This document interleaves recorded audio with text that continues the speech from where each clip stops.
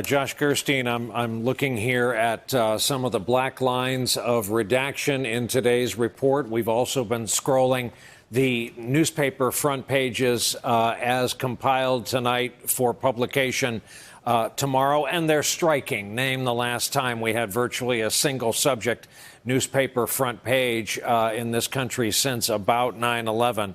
Josh, to you, the question is, remind us what we don't know. A lot of the redaction had to do with pending cases.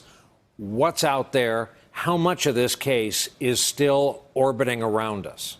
Yeah, a lot of those pending cases were not disclosed. They were redacted. And this actually comes into the fight we were discussing earlier between Barr and Mueller. Remember, in his memo a year ago, Barr took the position that if there had been no collusion with Russia, therefore the president couldn't be guilty of obstruction because it wouldn't be corrupt to interfere in some way in an investigation into what was essentially nothing or something where no one was guilty.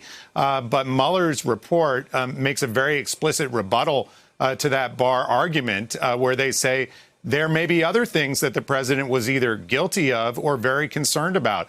And they point to the Michael Cohen situation and the payoffs to women. They point to concerns about business dealings involving the Trump organization. And they point to the more general issue that the president had made statements during the campaign about his dealings with Russia, his business dealings, that were simply untrue. And they say all of those things could have given rise to an effort to corruptly impede the investigation that could amount under normal circumstances to obstruction of justice. So a lot of people close to Mueller who I've spoken to today say they really do think there is an implicit judgment that the president did commit crimes in Mueller's report, even though he hews to that Justice Department line and says that he won't level such an accusation at the president directly.